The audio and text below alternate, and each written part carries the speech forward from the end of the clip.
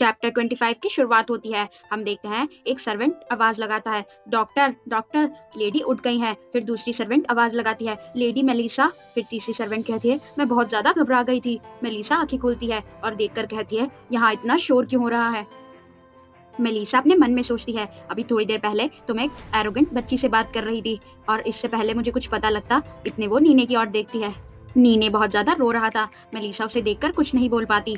फिर वो देखती है, नीने ने रोते रोते अपने कांपते हाथ से मेलिसा का हाथ पकड़ा हुआ था। मेलिसा नीने से कहती है, नीने मैं अभी मरी नहीं हूँ। मेलिसा नीने के हाथ पर अपना दूसरा हाथ रखती है उसे शांत करवाने के लिए। मेलिसा अपने मन में सोचती है, वुल्फ्स तो डरावने होते हैं, है ना। सच कहूँ तो मुझे नहीं पता इस वर्ल्ड में आखिर क्या क्या चेंज हुआ है, क्योंकि मैं मेलिसा बन गई। लेकिन मेलिसा नीने से कहती है, मैं हमेशा तुम्हें प्रोटेक्ट करूंगी।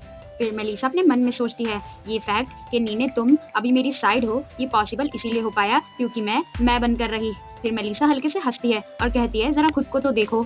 तो नीने, मुझे यकीन है कि मैंने बेहोश होने से पहले तुमसे कहा था कि डोर को लॉक कर देना। नीने एकदम से शॉक हो जाता है, क्या तुम्हें नहीं लगता कि मैं ये सब चीजें जो हो रही हैं इन्हें पसंद नहीं करूंगी। फिर सारे सर्वेंट्स इधर उधर भागने लगते हैं और कहते हैं, लेडी मेलिसा कहीं आपको चोट तो नहीं लगी, हम तो बस आपको देखने आए थे, क्या डॉक्टर यहाँ है। फिर नीने थोड़ा सा शर्मिंदा होता है। मेलिसा अपने मन में सोचती है, ऐसा लगता है इस बंदे को थोड़ी सी ट्रेनिंग की जरूरत है।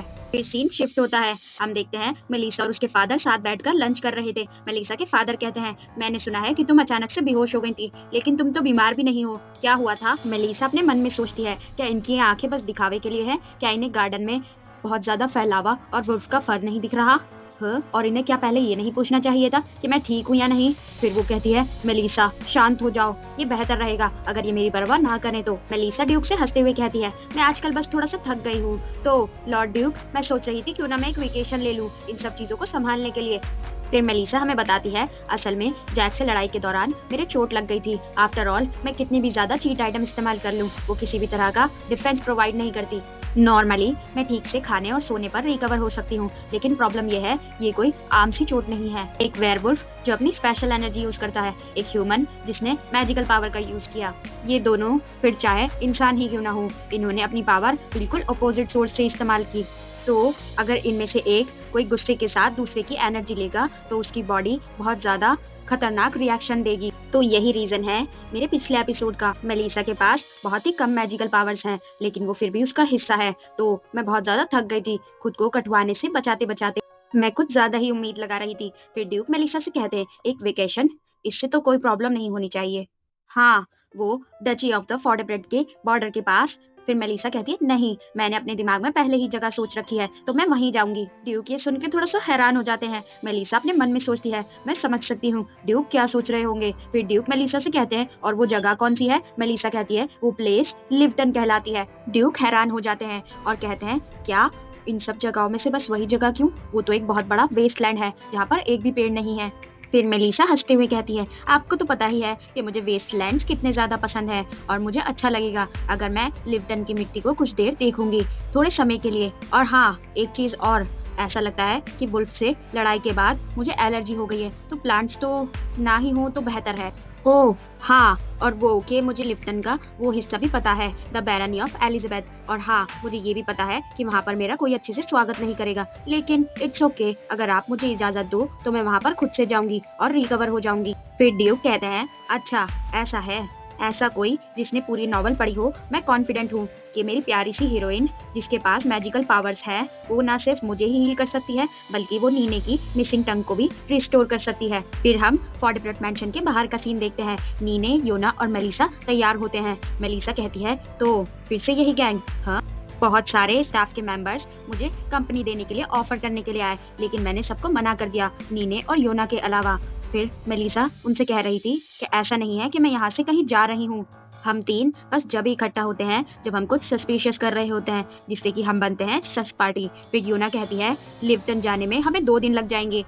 फिर मेलिसा अपने मन में सोचती है कि मुझे पता था कि योना अजीब चीजों में बहुत ज्यादा अच्छी है, लेकिन किसे पता था कि वो कैरेज भी ड्राइव कर सकती है। क्या ये अपनी पर्सनैलिटी को ट्रेड करती है टैलेंट के लिए? फिर मेलिसा योना से कहती है 2 दिन, ये तो बहुत लंबा है, क्या तुम इसे एक नहीं कर सकती? योना कहती है ये तो इम्पॉसिबल है। योना एकदम से कहती है कि पूरा 1 गोल्ड कॉइन लगेगा अगर आपको वहाँ पर जल्दी पहुँचना है 1 दिन में, और आपको इससे ज्यादा फास्ट और कंफर्टेबल कहीं नहीं मिलेगी माई लेडी।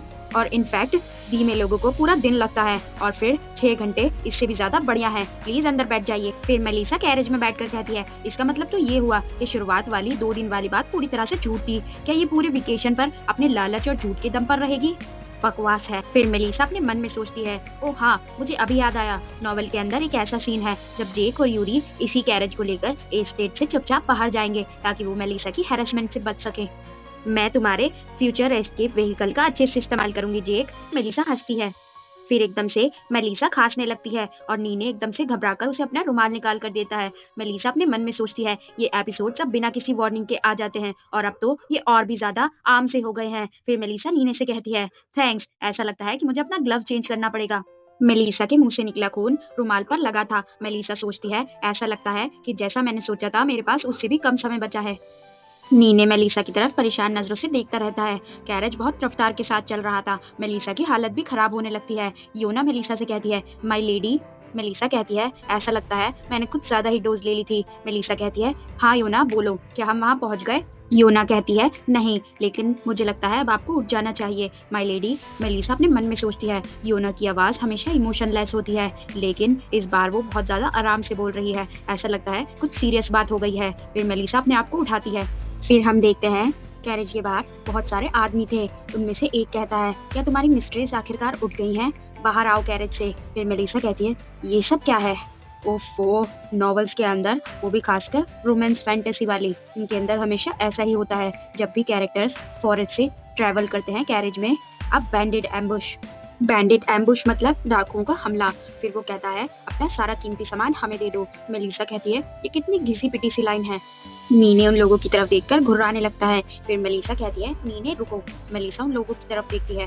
वो देखती है इनके लुक से तो ये ऐसा लगता है कि इनके कपड़े बहुत ज्यादा फटे पुराने हैं और ऐसा लगता है कि ये बहुत ज्यादा भूखे भी हैं। ये ऑब्वियसली थर्ड रेट के बैंडिट्स हैं, यानी डाकू हैं। कहा जाता है कि ज्यादातर बैंडिट्स कॉमनर्स होते हैं जो अपने बुरे वक्त की वजह से ऐसा करते हैं, लेकिन मुझे इनके लिए बुरा नहीं लग रहा जब इन्होंने मुझ पर अटैक किया। मेलिसा नीने से स्माइल करते हुए कहती है मैंने तुमसे कहा था कि मैं तुम्हें प्रोटेक्ट करूंगी, तुम्हें कुछ भी करने की जरूरत नहीं है। मेलिसा अपने मन में सोचती है नीने भले ही से वेयरवुल्फ क्यों न हो, लेकिन वो अपने फैंग्स खो चुका है जो उसकी पावर का एक बड़ा हिस्सा थे। लेकिन इससे भी जरूरी बात, मैं ये रिस्क नहीं ले सकती हूँ उसकी ब्यूटीफुल से फेस पर कुछ भी हो, ये बहुत बड़ी ट्रेजेडी हो जाएगी। डाकुओं का सरदार चिल्लाकर कहता है तुम्हें क्या लगता है हम कौन है, तुम बदसूरत कहीं के। नीने उसकी तरफ परेशान होकर देखता है।